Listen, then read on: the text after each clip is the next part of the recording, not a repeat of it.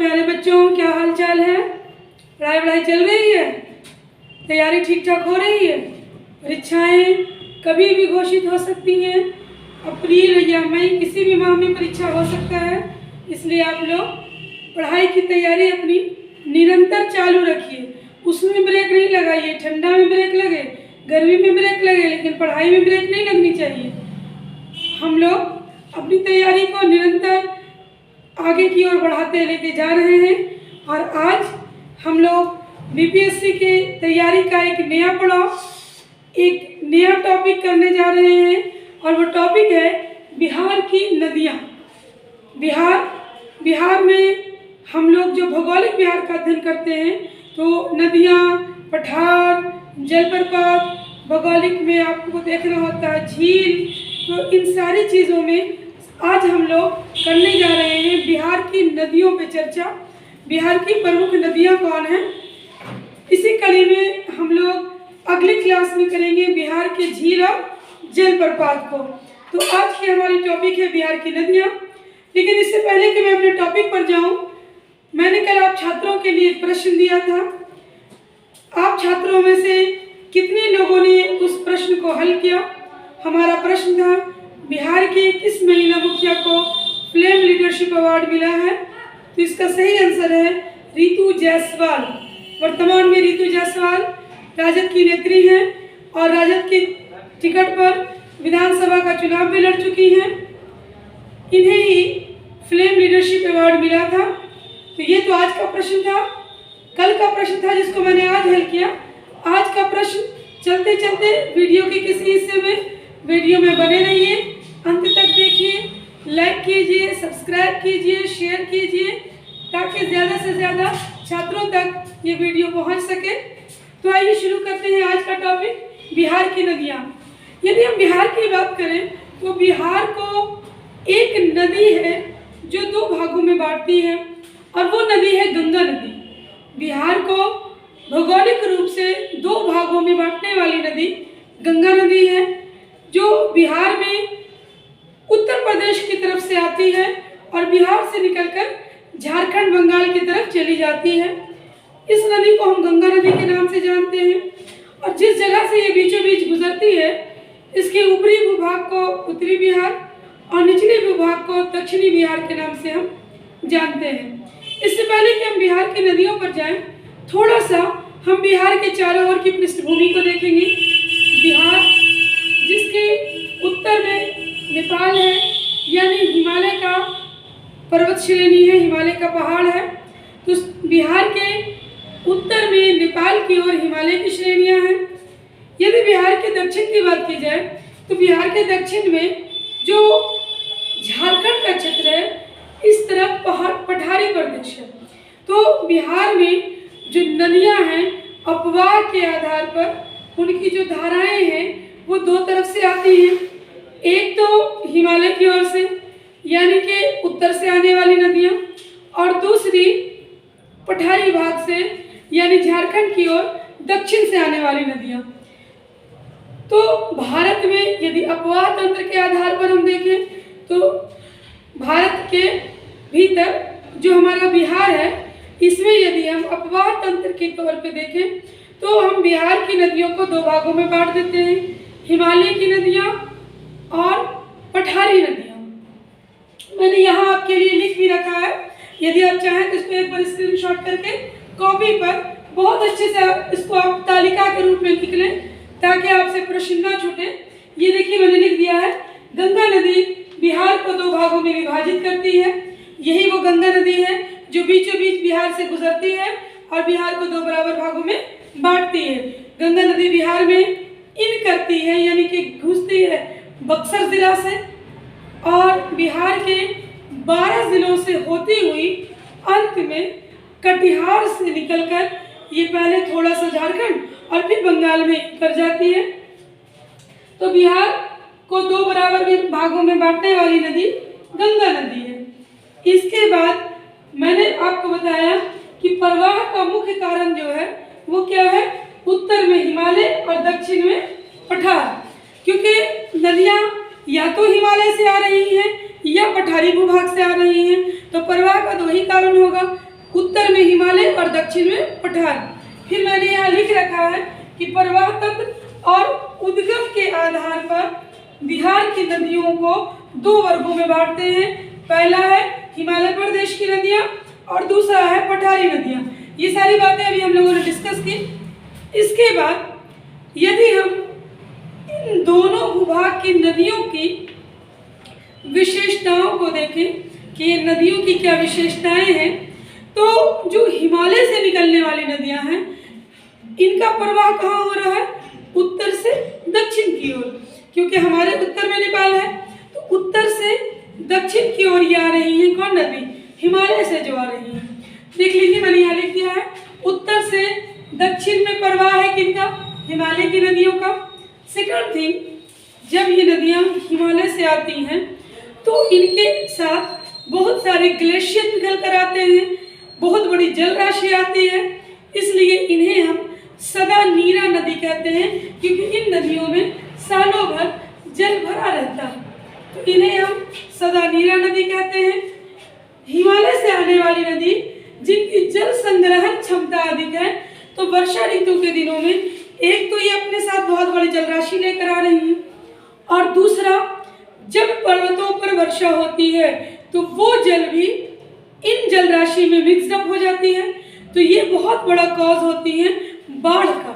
इसीलिए हम देखते हैं कि दक्षिण बिहार की अपेक्षा उत्तर बिहार में बाढ़ ज़्यादा आते हैं। क्यों? क्योंकि जितनी भी सदा नीरा नदी है यानी हिमालय से निकलने वाली नदियाँ हैं वो उत्तर बिहार में बह रही हैं, तो उत्तर बिहार में इनके होने के कारण सबसे ज़्यादा बाढ़ उत्तर बिहार में आता है। तो यहाँ मैंने लिख दिया है कि अधिक जल संग्रहण के कारण बाढ़ का कारण बनती है। जब इनके अंदर जल राशियाँ अधिक हैं तो इनकी प्रवाह तीव्र होती है और प्रवाह तीव्र होने के कारण ये युवा नदियाँ कही जाती हैं, क्योंकि युवाओं जैसे हमारे छात्रों जैसे आप सब लोग युवा हो तो आपके उत्साह का क्या कहना, आपके प्रवाह का क्या कहना। अभी देख लीजिए छात्रों के द्वारा किया गया आंदोलन कितना सक्रिय है, कितना उसमें क्षमता है। बूढ़े लोग करते हैं, बुजुर्ग लोग करते हैं, थोड़ी उनकी आयु हो जाती है, थोड़ी हड्डियां कमज़ोर हो जाती हैं। अब जैसे हम लोग टीचर लोग बूढ़े हो गए हैं, थोड़े बड़े कमज़ोर हो गए, तो हम लोग जितना चिल्लाएंगे उससे 4 गुना आप चिल्लाइएगा।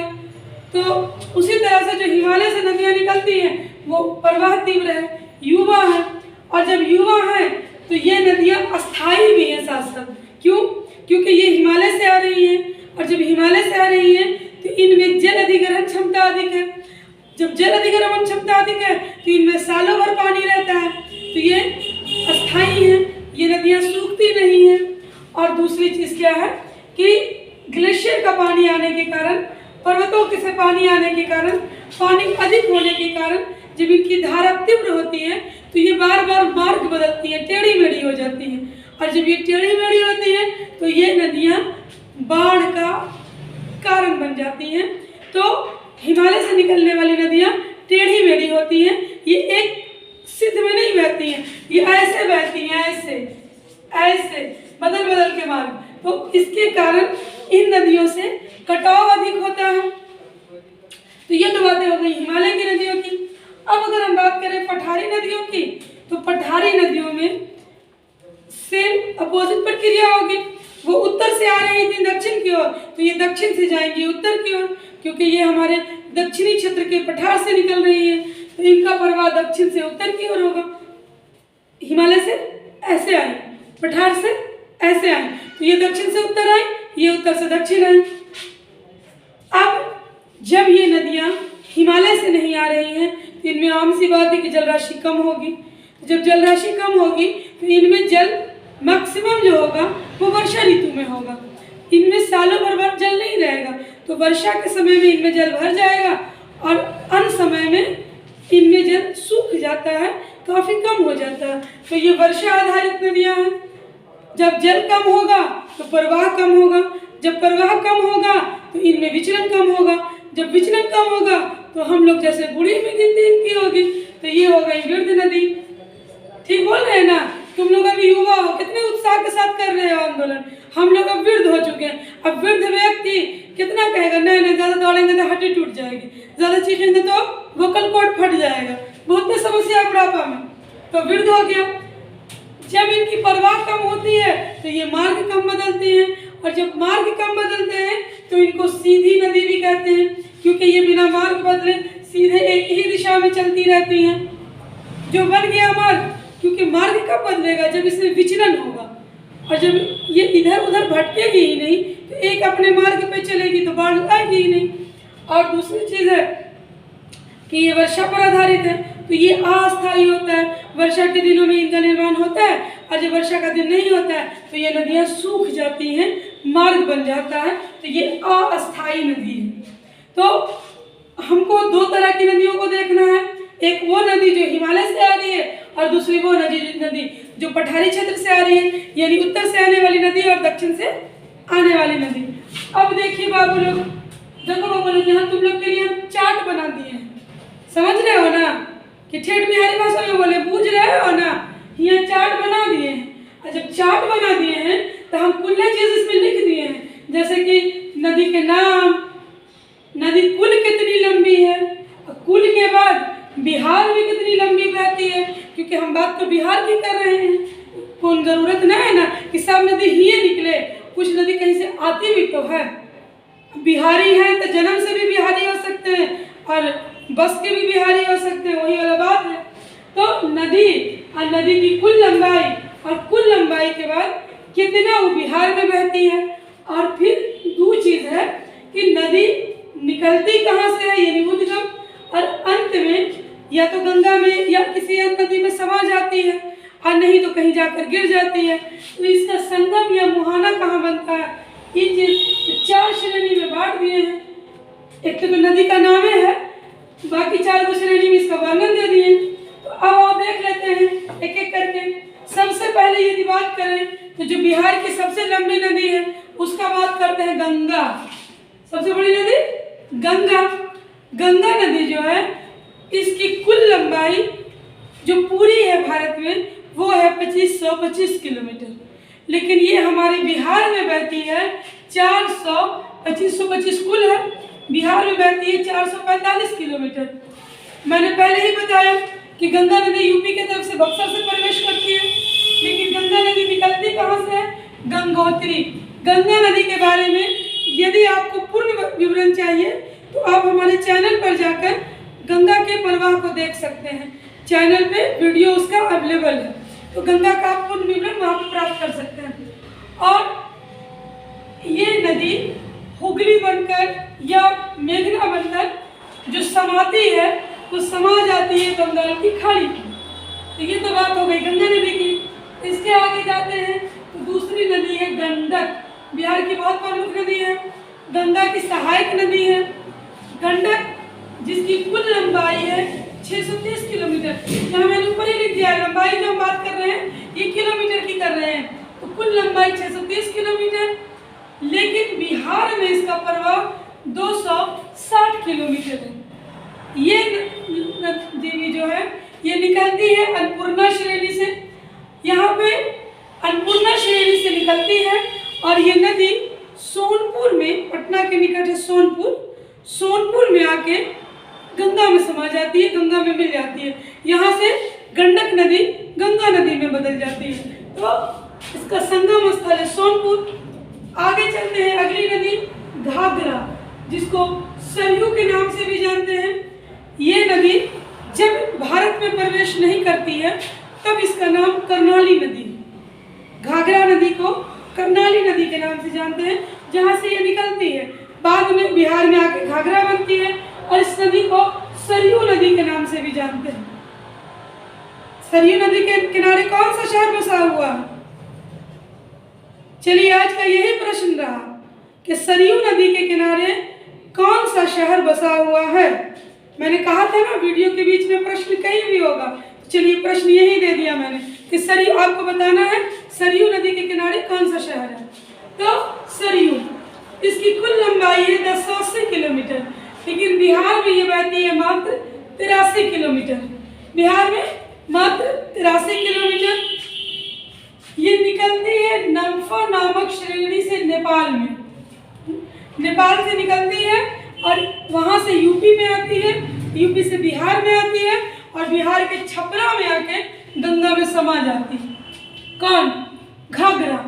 क्वेश्चन याद है ना? सरयू नदी के किनारे कौन सा शहर है? इसके बाद बिहार की बहुत ही इंपॉर्टेंट नदी है बूढ़ी गंडक।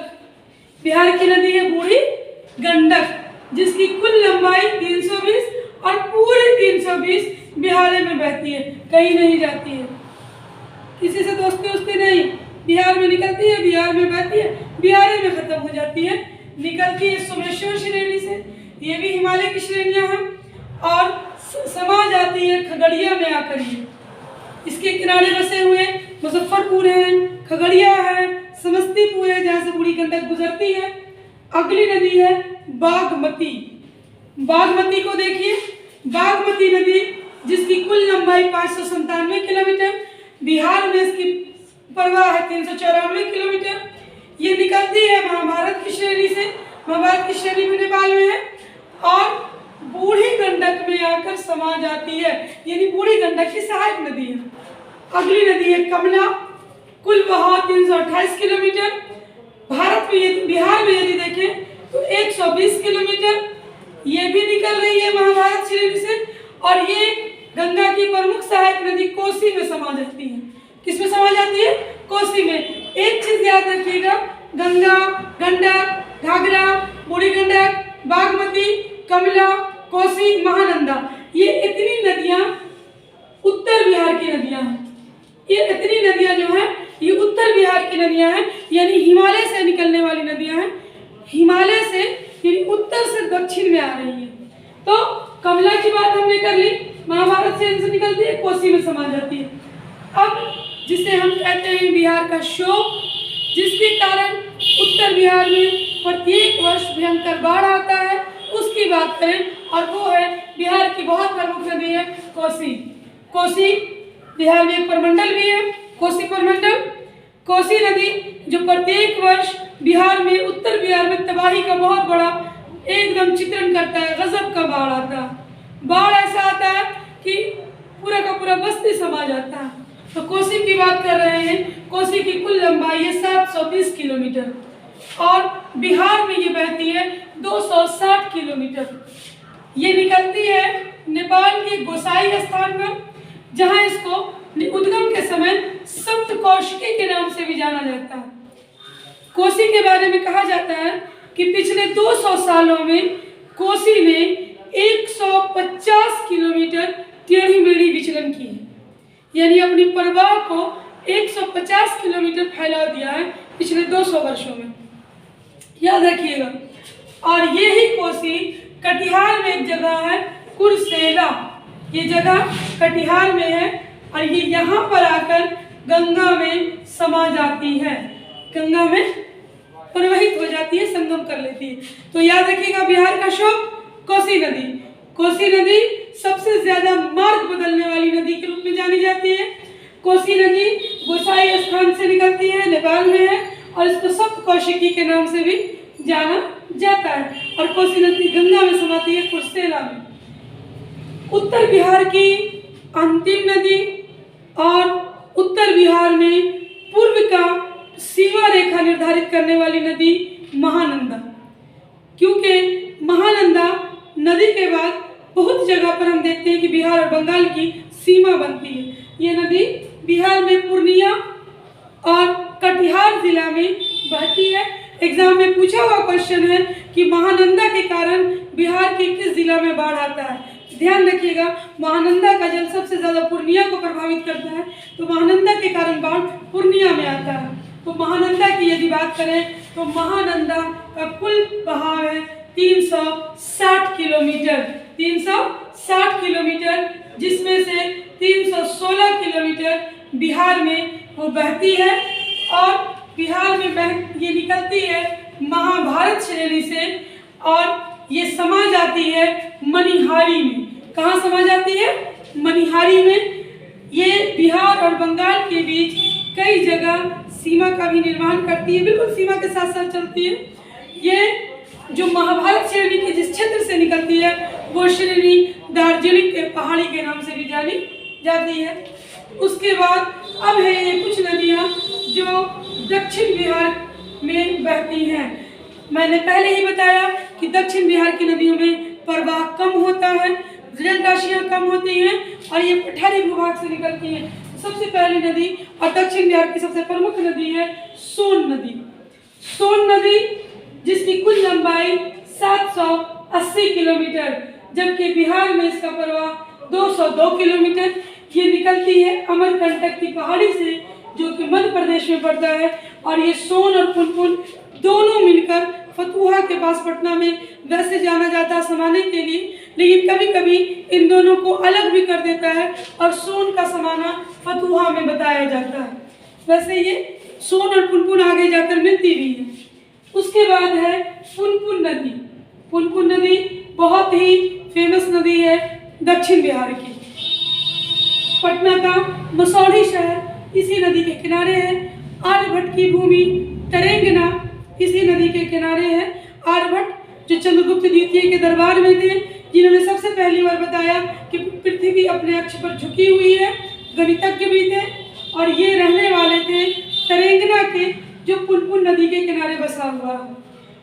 तो अपनी महत्व है इस नदी की। पुनपुन नदी का कुल बहाव है 200 किलोमीटर। ये छोटा नागपुर के पास पलामू जिला, झारखंड का जिला पलामू से निकलती है और दानापुर मनेर के पास आकर गंगा में समाहित हो जाती है। अगली नदी है कर्मनाशा। वेदों में कहा गया है कि ये एक अपवित्र नदी है और इसके जल में स्नान करने से पुण्य का नाश हो जाता है, पाप में बदल जाता है। बहरहाल ये तो वेदों की बात है, धार्मिक ग्रंथों की बात है, लेकिन यही नदी है जो बिहार और यूपी के बिल्कुल सीमा पर स्थित है। बिहार का बक्सर जिला, उत्तर प्रदेश का मुगलसराय से आगे बढ़ने पर आप जब बढ़ेंगे तो ये सीमा का निर्धारण करती है। इसकी कुल लंबाई 192 किलोमीटर है। ये कैमूर के पास सरोदाग से निकलती है और बक्सर के पास आकर गंगा में समाहित हो जाती है। अगली नदी है फल्गु नदी, बहुत इंपॉर्टेंट नदी। फल्गु नदी कई धाराओं में विभक्त होती है। कहीं बुधी नदी के नाम से जानी जाती है, कहीं इस नदी को निरंजना नदी के नाम से भी जानते हैं। याद कीजिए, निरंजना वही नदी है जिसके किनारे गौतम बुद्ध को ज्ञान की प्राप्ति हुई थी। फल्गु नदी का धार्मिक महत्व है। गया में फल्गु नदी के तट पर ही पिंडदान किया जाता है। पितृपक्ष पक्ष मेले का आयोजन होता है। फल्गु नदी के किनारे गया शहर बसा हुआ है। फल्गु नदी को वैदिक युग में और गौतम बुद्ध के समय में निरंजना नदी के नाम से भी जाना जाता था। तो फल्गु नदी का कुल लंबाई है 235 किलोमीटर और ये भी छोटा नागपुर के निकट हजारीबाग के पठार से निकलता है और जहानाबाद के निकट बराबर की पहाड़ी में जाकर दो धाराओं में विभक्त हो जाता है। एक धारा जो जहानाबाद से बहती है जिसको भूथी नदी के नाम से जाना जाता है। भूथी नदी इसलिए कहते हैं क्योंकि गर्मी के दिनों में ये बिल्कुल सूख जाती है और वर्षा के दिनों में जब वर्षा का जल आता है तो अचानक से ये लबालब हो उठती है और बिल्कुल उफान मारने लगती है। कभी जाइएगा और ऐसा ना हो कि बीच में हो और पानी आ जाए, बच के रहिएगा बबलू। अजय नदी, ये भी दक्षिण बिहार की प्रमुख नदी है। अजय नदी जिसकी कुल लंबाई 288 किलोमीटर है। बाटबाड़ जमुई में एक जगह है जहाँ से ये निकलती है और ये थोड़ा ही दूर जाकर ये बाटबाड़ जमुई से निकलती है। एक मिनट। और ये नदी आगे जाकर लखीसराय के पास ही इसमें आपको क्यूल नदी में मिल जाती है। और उसके बाद अगली नदी है क्यूल नदी। क्यूल नदी जो है ये हजारीबाग के पठार से निकलती है और लखीसराय के पास सूर्यगढ़ा में इसका समाहित हो जाता है, समाप्त हो जाता है। तो ये बिहार की कुछ प्रमुख नदियाँ, उनकी लंबाई, उनका उद्गम, उनका संगम और बिहार की नदियों से संबंधित कुछ बिंदु थे जो मैंने आपके साथ डिस्कस किए। आई होप कि इसमें अगर आपको कोई प्रश्न बनते हो तो अब बन जाएंगे, अब प्रश्न छूटने नहीं चाहिए। तो बच्चों आज के लिए इतना ही। हम लोग कल मिलते हैं बिहार के झील और जलप्रपात के साथ। इतना ही रखते हैं।